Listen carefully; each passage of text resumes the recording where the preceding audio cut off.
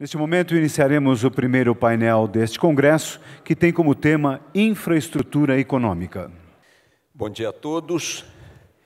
Muito obrigado à Fiesp, mais uma vez, por me dar a oportunidade de participar como mediador de um evento importante que discute os problemas e os horizontes de um setor fundamental para a economia, como é o setor da construção.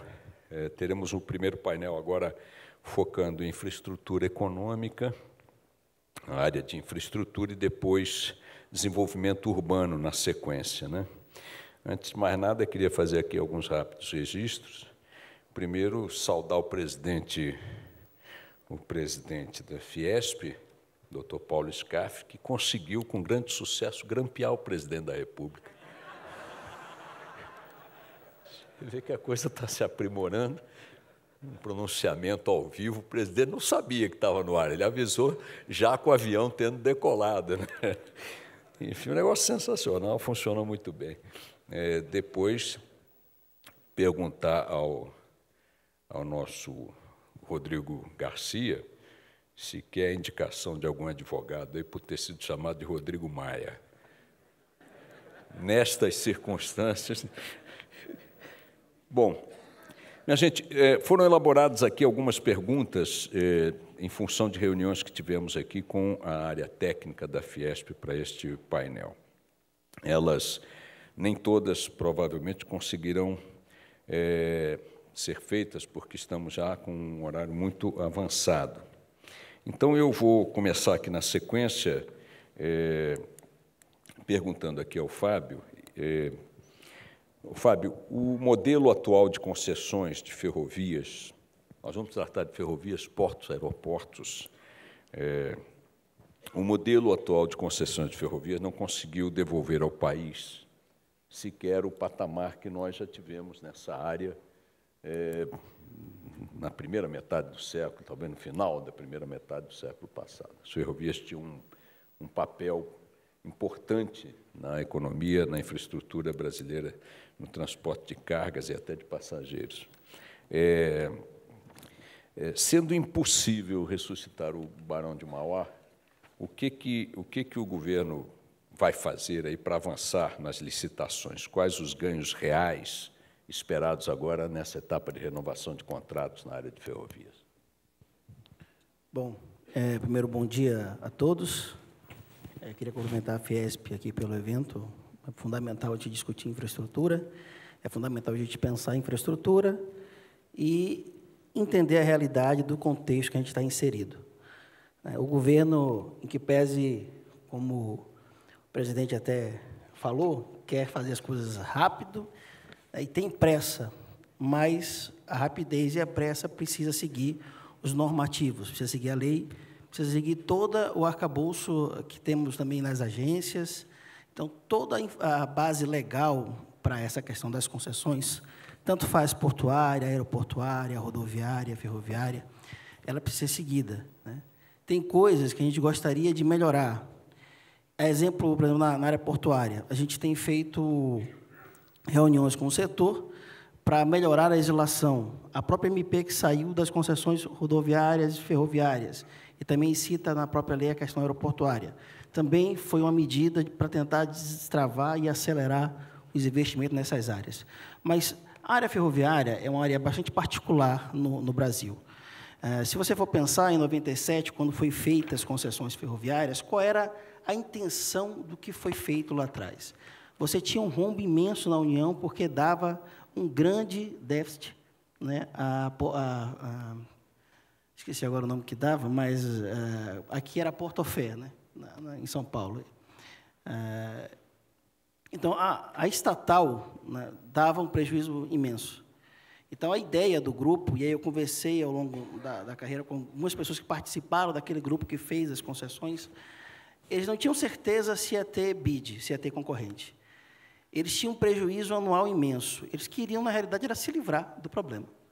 Então, queriam entregar, normalmente, quem foi o concessionário da ferrovia é quem era o dono da carga, porque ferrovia você precisa de volume, precisa de quantidade para viabilizar. Então, normalmente, é o dono da carga que é o dono da ferrovia.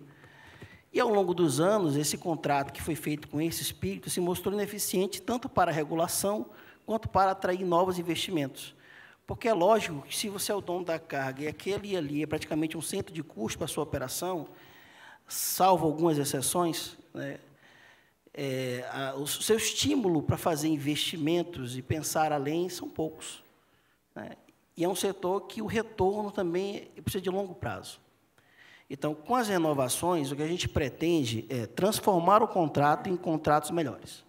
Contratos que permitam à agência fazer uma regulação mais eficiente, que permitam, de fato, o tráfego mútuo e o direito de passagem de uma maneira estabelecida com os atuais concessionários, dando volumes e valores a isso. Porque falar de forma etérea sobre isso também não adiantava para o setor. Pois é, Fábio, mas eu medi um evento do setor ferroviário há mais ou menos 6 anos, e a discussão era exatamente a mesma. Esse ritmo não é um ritmo lento demais para a situação que nós estamos vivendo e para as necessidades que temos que atender, não? Bom, o processo não está muito lento, essa é uma crítica que eu gostaria que você analisasse. Bom, eu posso analisar do quando eu estou no processo para cá. O para trás, é óbvio que se tentou várias coisas. Se tentou o modelo Open Access, mas era baseado no recurso do Tesouro Nacional. Então, você imagina que, se uma das ferrovias que estavam previstas lá no PIO saísse e frustrasse a sua carga durante um ano, o Tesouro teria que indenizar algo em torno de 500 milhões a R$1 bilhão para a concessionária, porque garantia a totalidade da capacidade de transporte da via. Então, era um modelo difícil de parar em pé na realidade econômica que temos hoje. Quando você sai desse modelo, desiste desse modelo e volta para o modelo vertical, há uma reclamação dos usuários que o modelo vertical ele era muito deficitário, porque ele impedia algumas cargas que querem entrar no setor e acabam não tendo espaço, ele não era muito transparente sobre a questão do momento de transporte, dos horários de entrega e das próprias concorrências entre as malhas onde elas se cruzavam. Há exemplo do que acontece aqui no Porto de Santos, na descida, que até hoje se tenta organizar ali a MRS, a LL, etc., né, a FCA que chega ali. Então, de fato, há problemas no setor, que são problemas históricos. Tá? Lógico que com a renovação permite que você dê uma solidez ao contrato que você não tinha antes. Como é que você cobra algo que no contrato não está escrito? É impossível fazer. Quando você refaz o contrato à luz de toda a experiência que se tem, buscando eficiência e eficácia na operação ferroviária, aí você ganha o direito de cobrar porque está escrito. Em que prazo você imagina que essas mudanças... A primeira renovação deve ser a da LL, a audiência pública, se não sair agora em dezembro, sai em janeiro, e a gente deve finalizar ela ali no primeiro semestre do ano que vem. Eu vou pedir aos demais painelistas que me permitam fazer uma segunda pergunta direta ao Fábio, porque ela está mais ou menos dentro da mesmo espírito, e depois eu passo a sequência aos demais. Por que apenas 2 rodovias, 3 trechos ferroviários e 4 aeroportos, que representam investimentos mais significativos, houve outras coisas, mas de menor expressão, compuseram o novo programa de licitações? Há um discurso compreensível de que o atual governo, que é o que está mudando esse panorama, estaria completando agora, prestes a completar 100 dias. Mas, quando nós nos remetemos ao programa Ponte para o Futuro, que definiu as bases de uma ação de governo do PMDB e, portanto, do presidente Temer, o Ponte para o Futuro já completou 1 ano. Mais uma vez, minha questão aqui é uma pergunta que diz respeito à aparente modéstia do acervo contemplado nesse programa e ao tempo em que as coisas estão demorando para serem implementadas. Bom, eu participei da primeira reunião que teve do PPI, esse conselho criado para a infraestrutura pelo presidente. Aí participei das discussões técnicas todas. E você tinha um dilema. Na área rodoviária, no Ministério de Transportes, hoje eu estou como diretor de concessões. A gente tem 15 projetos de concessões rodoviárias em estudo. Só que, durante muito tempo, se falou em quantidade. Se falava 15 projetos, 10 mil quilômetros, etc. E depois você também levava um grande tempo para maturar esses projetos e entregar à população. A decisão que houve no Conselho foi que só iria ser divulgado aquilo que está maduro o suficiente e prestes a sair. que a gente já venceu a maioria das barreiras que se tem para se colocar um projeto em licitação, e assim você não gera expectativa e frustração, né? Porque, às vezes, você falava 15, fazia 12, e todo mundo cobrava pelos 3 que você não fez, não pelos 13 que você fez. Então, na realidade, é uma mudança de paradigma em tentar ter uma relação mais transparente com a sociedade. Olha, temos 15 em estudo. Dos 15, 2 estão maduros, se a gente vai sair agora. O Conselho não tem ainda uma periodicidade para se reunir, mas deve se reunir pelo menos a cada 3 meses, é o que se imagina. E a cada reunião, os projetos que atingirem essa maturidade também serão colocados em aprovação para virar. Na próxima, público. vocês imaginam que terão outros, então?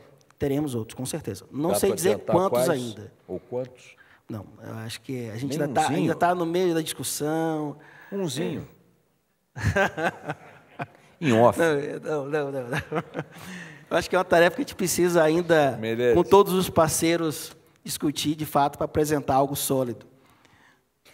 Meirelles, o estudo técnico elaborado para esta Constru Business indica que serão necessários 114 bilhões de reais em investimentos, 114 bilhões de reais em investimentos até 2022 para que possamos alcançar apenas níveis minimamente satisfatórios em termos de infraestrutura.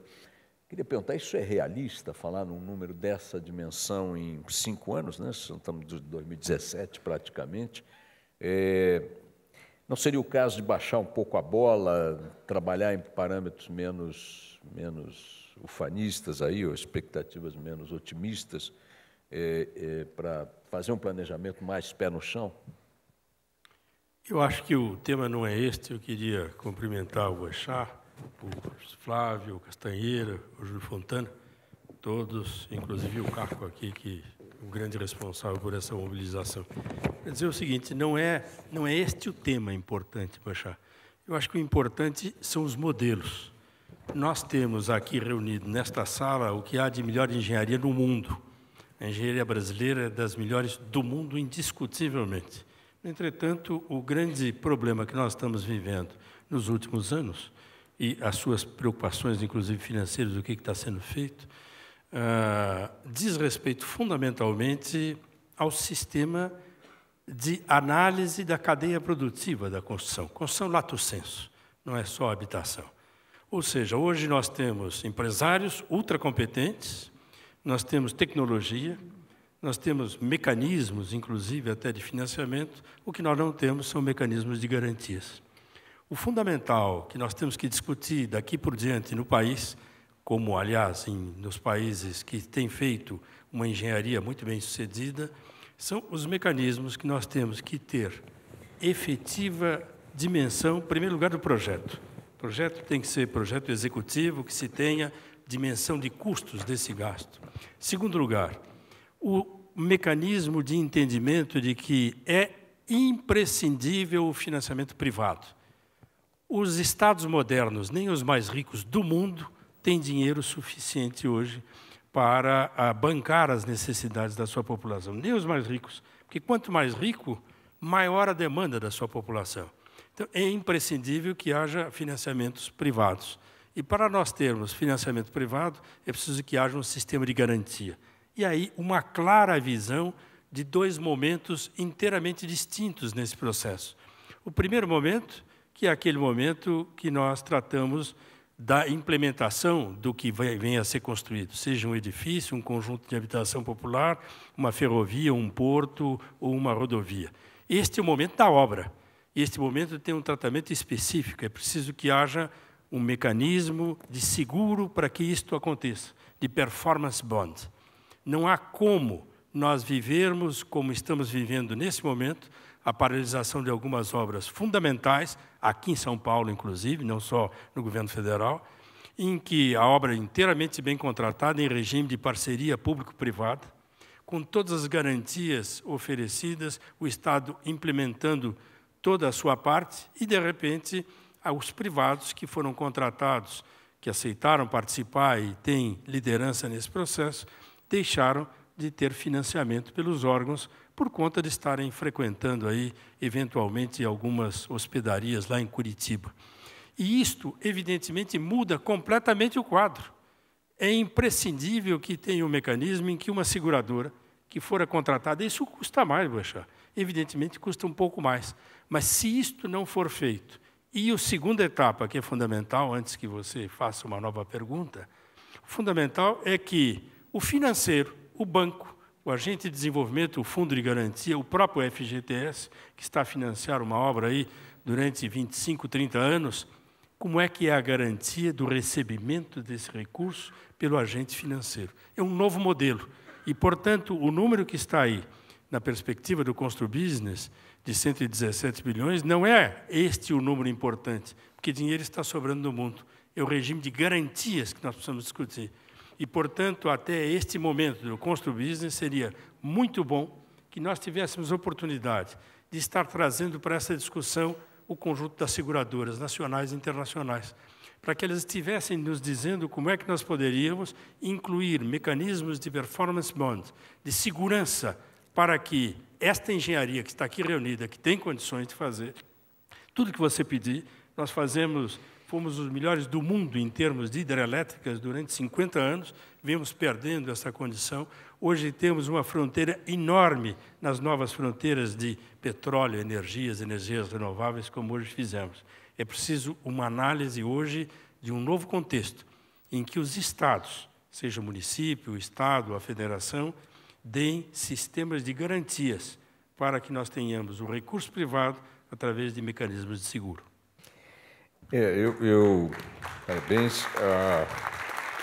Meirelles, há perguntas aqui que contemplam esse horizonte com maiores garantias, inclusive em relação a alterações na regulação, disparidades regulatórias por regiões, enfim, demoras nos licenciamentos ambientais e outros que nós contemplaremos aqui. Você abordou um ponto importante, que seria a presença na nossa discussão das grandes seguradoras, para que pudessem apresentar horizontes de garantia a acidentes no percurso das grandes obras. Não sei se haverá cláusulas que possam contemplar os eventos que atingiram as grandes empreiteiras dentro do universo regulado das seguradoras, uma cláusula que previna a prisão do dono da empresa e de toda a sua diretoria por maus feitos que estão sendo apurados. Ainda assim, claro que elas poderiam segurar outras muitas coisas, outras intempéries, mas não esta específica. Eu ficaria muito curioso em ouvi-los. E a propósito dessa expertise a qual você se referiu, a pergunta que constava aqui para você também, que eu elaborei, é o seguinte: a Lava Jato está produzindo um dano visível nas maiores empresas de engenharia do país, já com a demissão de milhares de trabalhadores, alguns deles de alta qualificação, desfazendo núcleos de planejamento, de projetos, de consultoria, que demoraram décadas para se consolidar. Eu queria que você especulasse um pouco qual é a possibilidade dessas grandes empresas brasileiras que dominaram o setor durante décadas, que ganharam o mercado internacional graças à sua qualidade. O que você imagina que possa restar? Elas estarão aptas, depois deste vendaval, quando ele vier a passar, para permanecer aí atendendo às demandas que se aproximam? Veja bem, em primeiro lugar, vamos assim, só uma observação em função de uma muito arguta análise sua no início. É possível, sim, prever qualquer risco.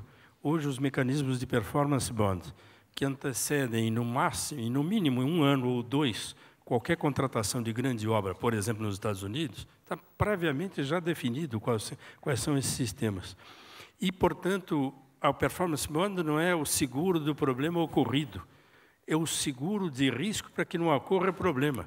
Uma grande obra, ou qualquer obra, ela tem que entregar algumas coisas que foram mencionadas, inclusive, aqui na abertura, que é preço, prazo e qualidade. Quando se contrata um performance bond, nós estamos contratando, acho que foi o Caco até que mencionou isto aqui, nós estamos contratando o quê? Vamos dizer assim, estas condições. E, portanto, o segurador, ele não está esperando que haja um evento. Ele, no primeiro dia, já está analisando o contrato, está verificando quem foi contratado, está verificando as condições de atendimento daquele contrato, e se ele verificar em qualquer momento, qualquer risco, isto seria substituído. Estas empreiteiras grandes que eu mencionei e que o Boechat voltou a falar agora, elas, evidentemente, o sinal amarelo foi aceso há 1 ano e meio atrás.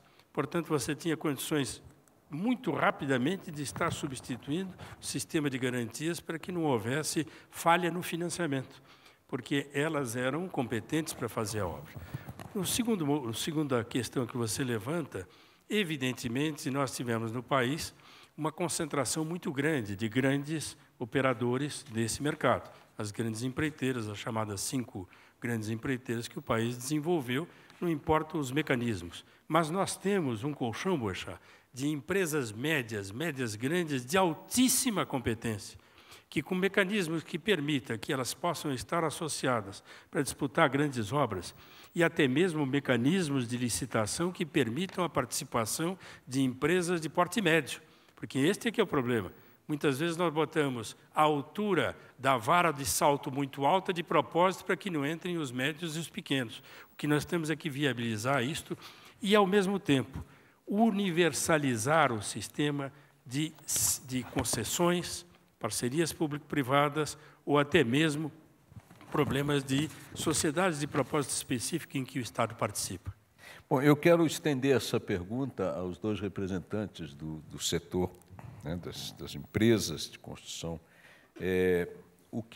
Qual o impacto, o resultado que vocês projetam para o setor, para as grandes empresas do setor, em função da Lava Jato, dos desdobramentos, do que já aconteceu e pode vir a acontecer, com desmobilização de empresas do grupo, venda de patrimônio, comprometimento da saúde financeira, abalo de imagem. O que sobreviverá a essa página que nós estamos vivendo e que perspectiva isso oferece para 2 coisas? A ascensão de novas empresas do setor e a sobrevivência ou a herança da expertise acumulada ao longo de décadas. Eu gostaria que ambos falassem a respeito. Bom, boa tarde a todos. Boa tarde. De fato, nós sempre tivemos uma grande engenharia mundial. As nossas, não só as grandes empresas, como empresas médias, tiveram muita experiência no exterior e se houveram muito bem. Todo esse tsunami que nós estamos enfrentando aí nos últimos 3 anos e possivelmente continuará por mais 3, afetou de fato e profundamente as maiores empresas do país e, com isso, a engenharia no país como um todo. Dificilmente, assim, é óbvio que eles vão recuperar, são grandes grupos econômicos, não se fizeram da noite para o dia. As empresas têm 60 anos, 50 anos, 70 anos, e certamente, de alguma forma, vão retornar ao mercado mais sadias, para um mercado mais sadio, e isso certamente vai acontecer, vai tomar tempo. Uma questão importante que você disse é das novas empresas. Assim, o volume de profissionais que certamente perderam emprego nessas empresas, a empresa se somar, provavelmente, vou dar um chute aqui do número, pelo menos 1 milhão de empregos estavam sobre a responsabilidade desse grupo de empresas. E certamente houve muita demissão, muita perda de emprego. Mas todos que saíram carregaram consigo o melhor ativo que essas empresas tinham, que é o seu conhecimento de engenharia e a sua capacidade profissional. O grande mérito de uma grande empresa, de uma boa empresa, é saber coordenar os esforços da somatória do seu pessoal e criar boas equipes e criar bons resultados e dar um incentivo para essa equipe trabalhar. A perda desses profissionais é óbvio que, no primeiro momento, você tem um impacto de agora, o que nós vamos fazer. Mas aí tem a grande oportunidade para as empresas médias, empresas menores e empresas entrantes no mercado, de capturar esses profissionais e desenvolver as suas capacidades de ocupar espaço. Nós não perdemos a capacidade da engenharia, perdemos grandemente uma capacidade de coordenação dessa capacidade, que nós temos que recuperar e as empresas que têm esse potencial vão saber aproveitar melhor. É um mercado competitivo. Quem conseguir encontrar um caminho de capturar esses profissionais e criar um mercado, porque o mercado de obra pública no país também, ele certamente, nos próximos 10 anos, praticamente não vai existir. Então, nós vamos ter que desenvolver as habilidades de investimento privado, né? E a oportunidade para quem tiver a capacidade de aproveitar o mercado.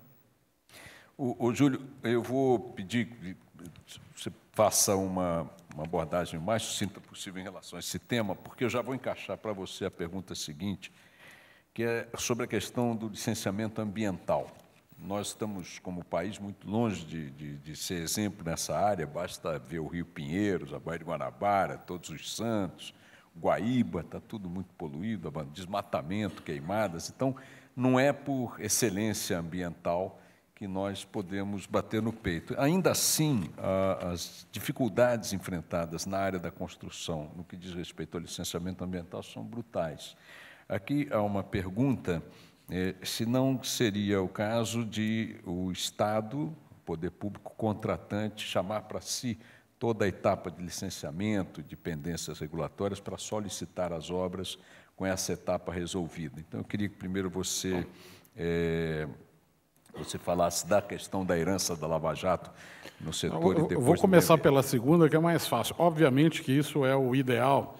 Todo o projeto que fosse licitado pelo governo já viesse com a licença ambiental. Isso, em qualquer lugar minimamente civilizado, nós teríamos isso que facilita, porque hoje em dia o tempo que se demora para conseguir uma licença ambiental é uma coisa absurda.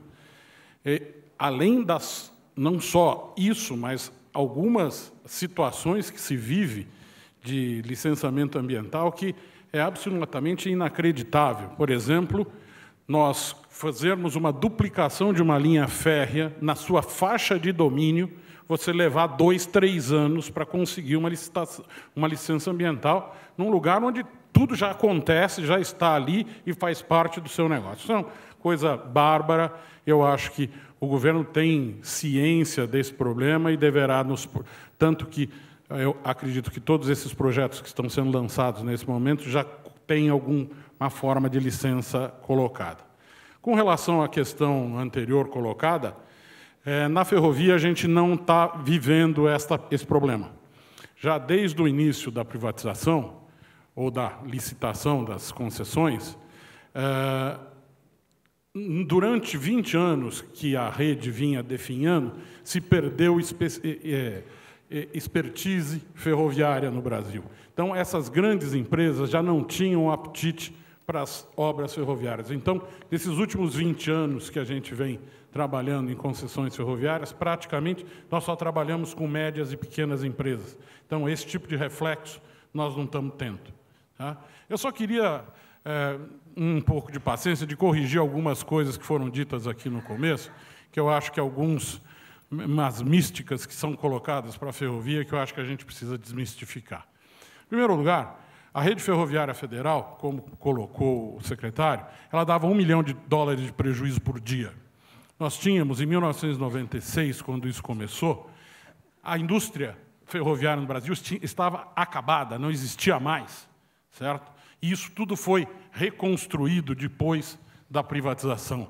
Nós aumentamos o volume transportado exponencialmente, investimos algumas dezenas de bilhões de reais numa malha absolutamente deteriorada que hoje tem condições. Então, algumas teses que são levantadas, porque tem conflito para descer a serra em Santos, isso já não existe mais, existem contratos operacionais específicos válidos que estão sendo plenamente cumpridos, sem nenhum tipo de restrição. Então, é preciso que a gente desmistifique algumas coisas na ferrovia, que todo lugar que a gente vai se ouve a mesma ladainha, que não é a verdade absoluta das coisas. O Fábio queria acrescentar aqui alguma coisa sobre essa questão do licenciamento ambiental antecipado, né, Fábio? Pega aqui. Bom, nas rodovias, a última etapa do PIL toda foi licitada com licenciamento sendo feito pela EPL, as próximas também serão assim, a EPL vai fazer o licenciamento. A gente só está na dúvida se ela vai fazer a LI completa ou só dos investimentos necessários para os 5 primeiros anos. porque os investimentos agora não serão mais obrigatoriamente duplicar toda a rodovia. Vai ser de acordo com o parâmetro de desempenho da estrada. Então, como a licença vence, então talvez não seja, no caso, onde o investimento estiver lá no 10º ano, e se a gente não conseguir com o órgão ambiental revalidar a licença, não vale a pena emitir a licença. Então, você faz só daquele tempo onde a licença está válida, que são os 5 primeiros anos, e depois fica a renovação da LP sendo possível, e você depois faz, no momento adequado, a LI do novo trecho. De modo que o governo federal, tanto para a rodovia quanto para a ferrovia, para aquilo que for greenfield ou tiver necessidade de duplicação, vai tirar o licenciamento. Gostaram? Tá bom. E, assim, eu não... E aquela questão da ferrovia, assim, tanto que eu falei assim, alguns usuários reclamam, eu não afirmei que acontece, tá? É só para colocar o contexto dos contratos que existiam na época, que tinham uma finalidade, que era tirar o prejuízo da União, e foram feitos daquela lógica para o novo contrato que a gente agora quer, pensando no desempenho e na quantidade disponível de carga a ser transportada. Eu acho que essa é a grande diferença do novo contrato para o antigo. Sem dúvida, o novo contrato abrange várias outras melhorias, mas o que eu quero colocar é que, por exemplo, o direito de passagem é uma coisa que hoje já funciona normalmente na ferrovia. A Ferrovia Paulista, a Malha Paulista, hoje recebe 10 milhões de toneladas de carga em direito de passagem. Então, são coisas que são colocadas que não são bem a realidade que a gente vive hoje. Deixa eu voltar aqui, de lá para cá. Castanheira, o ciclo de empreendimentos no Brasil costuma ser desastroso, do ponto de vista de cronogramas anunciados e efetivamente realizados. Obras entregues no prazo, dentro do custo e com as características previstas, representam uma raridade entre nós. Ainda assim, tivemos aí na Olimpíada do Rio alguns episódios incomuns de conclusão de obras no prazo, relativamente baixo nível de estouro de orçamento, pelo menos pelo que está anunciado até aqui. O que pode se dizer do horizonte? Porque o que depende hoje o Brasil para poder cumprir essa coisa tão aparentemente primária, que é realizar uma obra no prazo e pelo preço previsto? Bom, Bajor, eu acho que nós vamos ter tempo para resolver isso, porque se depender de recurso público, nós vamos ter 10 anos de tempo para poder melhor estruturar uma solução para essa questão, que é mesmo a capacidade de gestão. Isso não é uma responsabilidade de engenharia, é gestão, é falta de projeto, é não ter o orçamento adequado para todo o projeto, é não cumprir os contratos por parte do poder público, porque o setor de engenharia é resiliente, ele procura resolver as questões de qualquer forma. Daí a importância, assim, nós hoje ouvimos muito, e aí eu vou fazer um pouco uma analogia, nós hoje ouvimos muito, e é pacífico, todos nós, o porteiro, qualquer profissional hoje, sabe que sem o recurso privado nós não vamos conseguir fazer investimento em infraestrutura. O secretário já comentou aqui hoje, e aí eu separo duas coisas. Nós vamos ter que ter tempo, por falta de recurso público, e melhor aprender a fazer a gestão dessas obras, mas precisamos tratar melhor o dinheiro privado, apesar, e dinheiro no bom sentido mesmo, apesar da percepção de que a solução para os próximos anos é contar com o investimento privado, ele é talvez um dos lugares onde ele é mais maltratado no mundo, tirando a Venezuela, talvez aqui no Brasil ele é bem mais maltratado. Nós temos a regulação muito, muito difícil de sustentar. A cada modelo a cada programa de concessão se faz uma nova regulação. As pessoas pessoas do governo, as agências reguladoras, muitos funcionários públicos não são capazes de tomar decisões por pressão de órgãos de controle. Nós estamos vivendo um momento muito difícil para tornar atrativos os investimentos de infraestrutura para os recursos privados. E os recursos de operadores, não são recursos de investimentos institucionais, investidores institucionais que só colocam o dinheiro. Eles precisam também do operador para viabilizar a operação e o desenvolvimento daquela concessão. Então, o grande problema nosso, nós vimos aqui o ministro Meirelles falando, a questão fiscal, na nossa opinião, está sendo muito bem conduzida, com todas as dificuldades, está muito bem endereçada. A questão dos investimentos está muito pobre, muito mal resolvida e muito mal endereçada. Nós vamos ainda ter que trabalhar muito em conjunto, investidor, operador e o governo, para que a gente possa achar um caminho mais rápido. Bom, eu tinha colocado aqui uma pergunta que, de certa forma, você respondeu, mas eu quero enfatizar, pedir também ao João Carlos Meirelles para comentar na sequência, e ao Júlio Fontana para responder rapidamente, depois volto aqui ao nosso Fábio. Quando se discute o horizonte da infraestrutura no mundo, mas no Brasil, em especial nesse momento, destaca-se a necessidade de capital intensivo, fontes de financiamento, garantias de financiamento. Entretanto, parte importante da viabilidade dos projetos não depende de dinheiro, mas de outras questões que estão relacionadas a essa viabilidade, questões das licenças, segurança jurídica, racionalidade regulatória, regramento previsível, e também de uma dose de ousadia do capital. Queria perguntar, a primeira resposta do João Carlos, esse dinheiro tem. Está faltando ousadia ao setor privado, ou ele está se deixando congelar demasiadamente pelo discurso das dificuldades que encontra pela frente?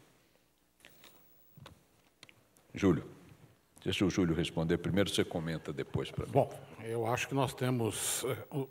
Os empresários brasileiros são mais ousados do mundo, vamos chamar assim, né? Porque viver a realidade que a gente vive, com o custo do dinheiro que nós temos aqui, eu acho que empresário nenhum no mundo teria coragem para fazer as coisas que se faz aqui, certo? Então, principalmente quando você fala de infraestrutura, que é um negócio de capital intensivo, de longo prazo para retorno, e você começa a encarar um financiamento, por exemplo, do BNDES, no qual se precisa de cartas de garantia para fazer qualquer tipo de reembolso, e hoje uma carta de garantia custa 4%, o senhor me desculpe, mas assim, nós somos ousados demais da conta para qualquer tipo de coisa que se faça no Brasil. Beira a demência, hein, João Carlos? Quase heróis, 4%. Né?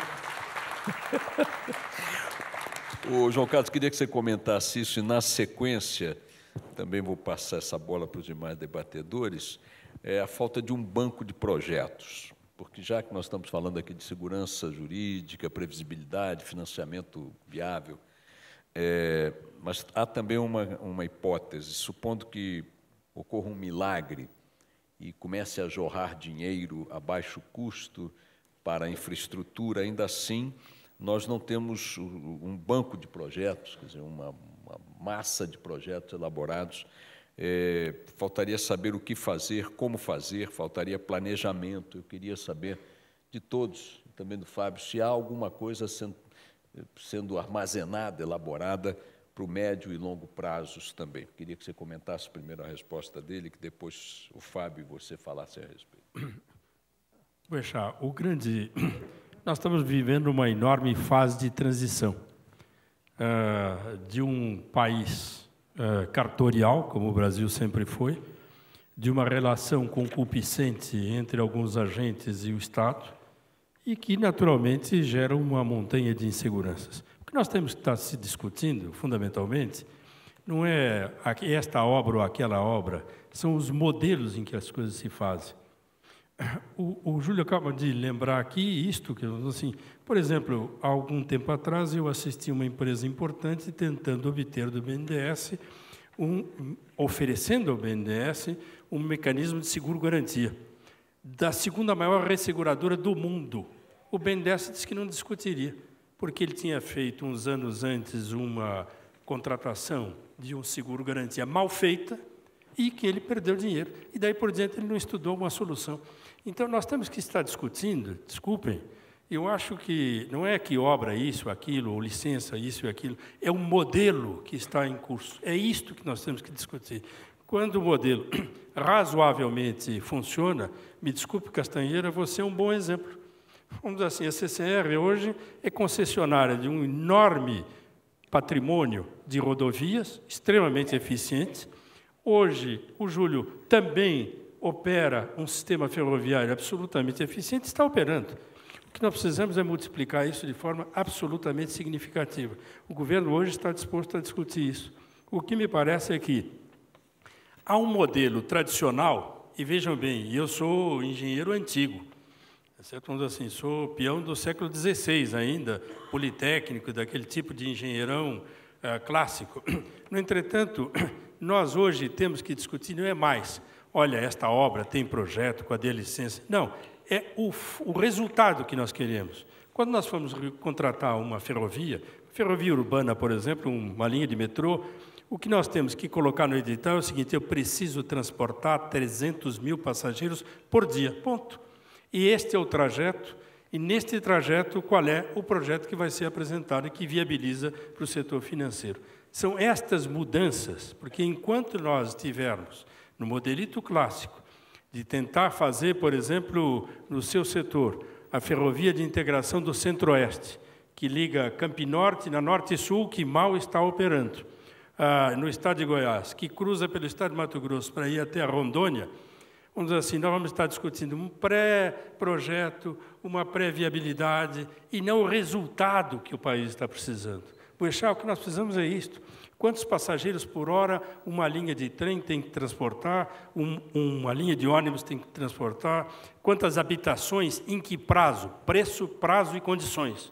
É um novo modelo, é uma nova discussão, em que nós, a engenharia que está reunida aqui, com exemplos de alta eficiência que estão aqui, estão operando as suas concessões. O governo, neste momento, aproveitando a boa disposição de fazer isso, nós precisamos mudar a discussão. A discussão tem que estar agora sentados na mesa conosco, os grandes financiadores internacionais, as empresas experientes em fazer performance bond, as seguradoras, o seguro garantia que possa ser feito, os mecanismos de compliance que devem acontecer, para que a gente possa, quando chegar ao modelo de financiamento, ter constituído previamente, inclusive, mecanismos de garantia, para que nós possamos estar garantindo até mesmo financiamento internacional, Boechat. Por exemplo, é preciso que se pense em constituir um fundo que faça a regulação de um colchão para o risco financeiro, risco cambial, quando você contrata, por exemplo, 5, 10, 20 bilhões de dólares para uma determinada obra importante. Ô, Fábio, bom, queria falar um pouco do banco de projetos, da ausência de um banco de projetos no Brasil, que é uma das perguntas. Você quer falar a respeito? Não, eu acho que o Brasil está vivendo uma oportunidade. Como nós temos hoje uma enorme restrição de investimento, ter este banco de projeto, que não é uma coisa cara de se fazer, é uma grande oportunidade que nós estamos perdendo nesse momento. A quem caberia fazer isso? Nesse momento, no nosso caso aqui, a EPL, mas nós temos a EPE, nós temos algumas empresas hoje que estão sendo mal aproveitadas, diga-se de passagem, para poder fazer essas coisas. Quem teria que demandar isso? O próprio governo. O governo? Exato. O que você tem a dizer? Eu acho que... Pode jogar a bucha, não. Vê só, eu acho que, de fato, você fala em rodovia. Rodovia, se você pensar em obra pública, o DENIT não parou de fazer projeto. Mas só das obras contratadas, ele precisaria de 20 anos de orçamento, igual que ele vai ter no ano que vem, para conseguir terminar o DENIT. O DENIT. As obras contratadas. Nas rodovias, nós temos esses 2 que colocamos aqui como prioridade no PPI, mas temos 15 em andamento.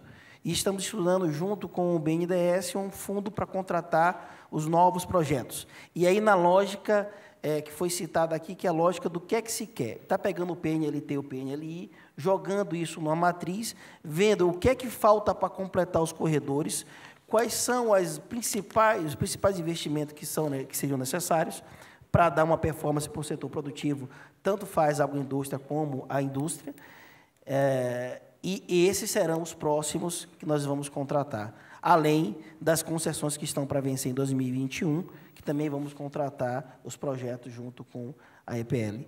Então, assim, acredito que não faltará projetos. Na área ferroviária, as empresas, na renovação dos seus contratos, já estão apresentando uma carteira de projetos para essa renovação, que vai movimentar por demais o setor ferroviário, tanto para compra de equipamentos, quanto na própria construção civil. Para os novos trechos, aí, de fato, a gente tem que pensar um pouco mais com calma, porque toda vez que se tentou se acelerar muito os novos trechos de ferrovia... Só um minutinho. Quem é empresário poder levantar o braço?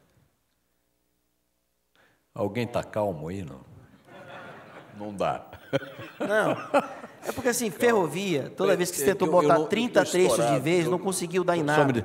Desculpe, só para explicar, não, valendo-me aqui da minha pequena experiência em mediar debates. É o seguinte, eu não posso abrir para a plateia, porque senão o tempo está estourado, eu já estou cometendo aqui todos os desatinos de tempo.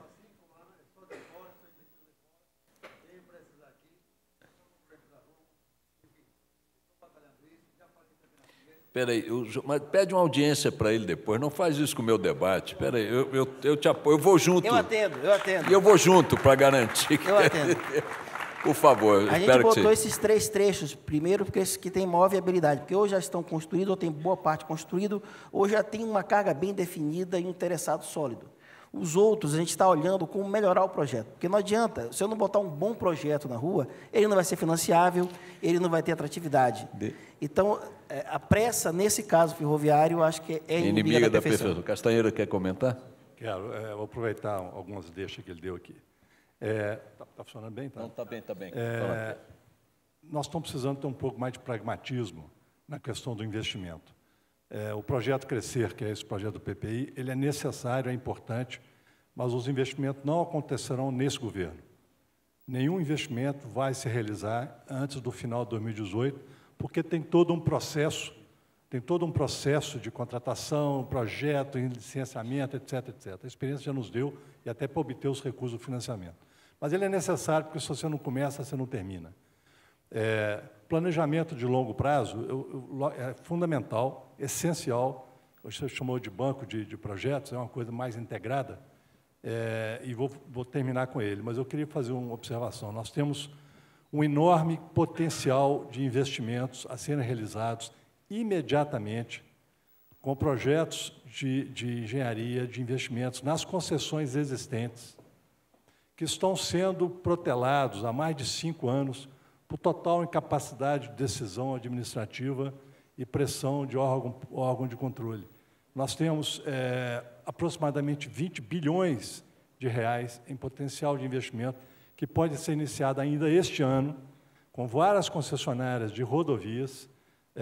Entendo que as ferrovias já vão estar bem encaminhadas, né, com essa medida provisória, e a omissão e falta de decisão em fazer isso me impressiona muito. Aos bois? Que setores estão segurando isso? São rodovias. Todas as concessionárias dos 2 primeiros programas de concessão, de 95 e de 2007, têm uma enorme necessidade de novos investimentos que não estão previstos no contrato. Isso se tornam necessários hoje, porque passados 20 anos, a economia cresceu mais do que você não podia prever há 20 anos todos os investimentos que você devia fazer vis-à-vis o crescimento da economia. Então, ao longo do processo, você encontra demandas não só do fluxo normal da rodovia, como das várias cidades que são marginais. Então, existe uma série de projetos na Dutra, na Fernão Dias, na Transbrasiliana, na 101 Sul, na 116 Sul. E esses projetos já estão todos documentados, muitos deles com projeto executivo. E hoje, a falta de pragmatismo, não, vamos esperar as concessões vencer em 2021, porque nós vamos fazer uma licitação e certamente vai haver uma redução de pedágio, uma expectativa, mas, enquanto isso, não vamos fazer nada, vamos deixar correr o que está parado. Um engano, primeiro, é que essa presunção de que o pedágio vai ser mais barato. Bom, deixa eu pedir ao Fábio para fazer eu acho que a réplica, vontade... mas vou pedir aos 4 o seguinte, nós temos mais 10 minutos, então, que serão uns 15, porque a gente vai desrespeitar um pouquinho, mas vamos tentar dar uma acelerada. Vamos lá, Fábio. Bom, a vontade de se fazer, se tem, né? A gente está, junto com os órgãos de controle, batalhando por um entendimento um pouco mais flexível, mas eles entendem que a lei não permite, que os contratos anteriores não permitem, que é ilegal fazê-lo. Sim, pode olhar a decisão que, se o Leonardo não puxa para dar vistas, que sairia, né? Quão pesada ela está. Então, eu acho que a gente realmente precisa discutir. E não vai ser, neste caso, só a vontade do governo que vai vencer esse diálogo. Esse diálogo precisa de todo mundo junto. E há projetos, há vontade, há necessidade, mas há um entendimento que a lei não abarca e que os contratos não teriam também sido construídos com a possibilidade de abarcá-los. Então, esse é o entendimento que está cristalizado no órgão de controle, que a gente precisa ir lá juntos, discutir, mas sem debater isso não adianta. Você quer fazer um comentário? 30 segundos, vamos lá. Não concordo. Hein? Não concordo. A lei permite, os contratos permitem, falta é a decisão. Bom, Fábio, investimentos na modernização, falamos pouco aqui de portos, hidrovias, importantíssimas aí, para o escoamento da produção, agronegócio e tudo mais. Também um minutinho, me dá um panorama do que está acontecendo concretamente. Tá, nós agora assinamos 13 renovações, o total de investimento chega de 1,3 bi, duas áreas novas estão saindo, uma delas é o terminal de trigo do Rio, que em breve a gente solta a licitação também, já saiu do tribunal, saiu com tudo ok. Tem em torno de 20 bi investimentos sendo estudados na carteira de portos. Mas, assim, da mesma maneira como rodovia e ferrovia, assim que os projetos ganharem a maturidade necessária, serão qualificados como prioritários e entrarão na pauta. Tem ideia qual será o primeiro? Também não. Está difícil arrancar uma coisa concreta de você aí. Me ajuda, pô. Se eu estivesse fazendo uma matéria para o jornal aqui, eu estava liquidado. Bom, enquanto estavas falando aqui da consequência imaginável da Lava Jato sobre o patrimônio das construtoras, acervo humano e própria sobrevivência corporativa, eu te perguntei baixinho aqui, que tipo de horizonte há hoje para empresas de construção globais, estrangeiras, entrarem aqui? Queria ver como é que o setor reage a essa perspectiva. Por favor, rapidinho, Fábio. Todos os roadshows que fizemos teve uma participação muito grande. Todos gostaram muito das medidas que estão em curso para melhorar a possibilidade de participação deles. Um exemplo é 45 dias de audiência pública, 100 dias entre o edital e o leilão, a tradução imediata da publicação do edital em português e inglês, além do próprio diálogo franco dos problemas da regulação que tivemos em quase todos os países onde fizemos os roadshows. Eu tive, por exemplo, em Tóquio, lá foi muito debatido isso. Eu acho que um saldo foi sempre positivo. Realmente há o interesse e devemos ter realmente surpresa nessas. Você diria que os estrangeiros estão gostando do que estão vendo? Sim, sim. Tá. Todos estão gostando, pelo menos da... O Júlio Castanheira, por que os estrangeiros estão gostando e vocês não? E qual é que vocês avaliam aí essa expectativa de concorrência externa? Bom, a hora que você fala para um estrangeiro que tem uma TIR, eu não sei de onde inventaram essa palavra, que projeto tem que ter TIR, né? Quem regula TIR é o mercado, não é o governo, mas, em todo caso, o interesse cai drasticamente, né? Porque o retorno do investimento não é adequado. No nosso caso específico de ferrovias, o que nós temos de interesse estrangeiro são algumas formas de trabalho que, no Brasil, ainda hoje, não são normais de trabalho, como, por exemplo, um full service de uma via permanente, né? Isso é normal se fazer isso lá fora, você contratar uma outra empresa que tenha expertise em fazer isso. Porque o core business de uma ferrovia é transportar, não é fazer manutenção. Então, nós podemos contratar essa manutenção. Até a lei da terceirização vai ajudar um bocado nesse negócio. Nós temos várias empresas hoje estudando essa questão de full service, tanto na área de via permanente como na área mecânica para vagões e locomotivas. Por favor. Uma coisa é certa. O potencial e a necessidade que nós temos de infraestrutura no país, o país não tem recurso e as empresas não são capazes de, só as brasileiras, tomar conta de tudo e dar resposta a todos os investimentos. O capital estrangeiro e a operação estrangeira é necessária na nossa infraestrutura de econômica, é fundamental. Agora, é duro você acreditar que isso vai acontecer, porque com a regulação que nós temos, quantas pendências existem nas agências reguladoras hoje de falta de procedimentos de reequilíbrio econômico-financeiro, que estão parados lá há 3, 4, 5 anos. A aprovação de projetos não acontece. Como eu já disse, se o dinheiro interno é maltratado, imagina o estrangeiro.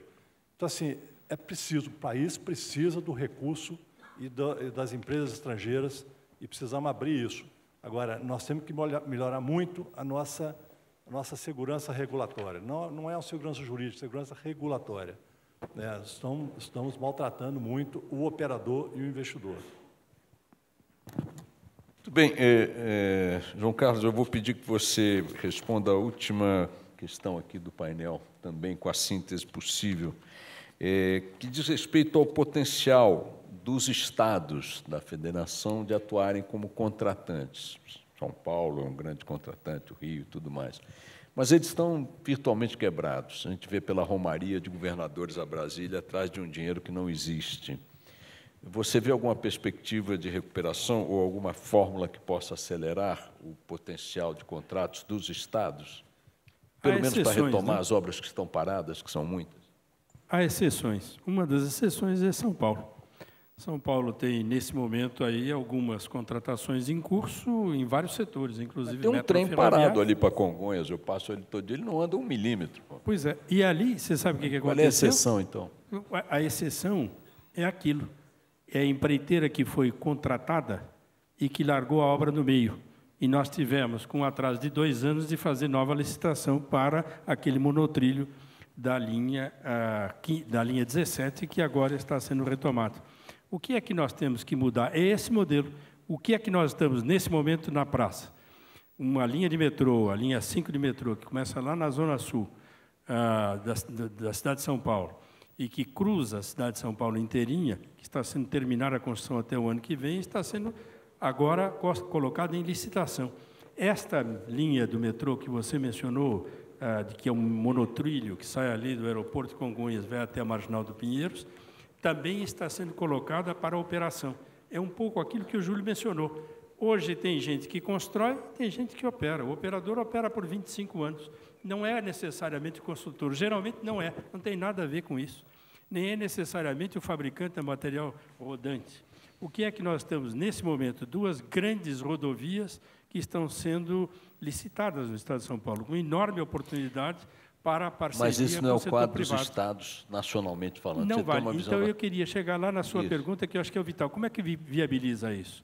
Através da identificação de bens patrimoniais dos estados que permitam que eles sejam constituídos como garantia para que mecanismos modernos, como o que nós estamos sugerindo aqui, de contratos de longo prazo, que incluam a diferença entre a obra e a operação, que deem garantia efetiva, e essa discussão fundamental que tanto o Júlio quanto o Castanheira levantaram, que é a regulamentação, a garantia jurídica.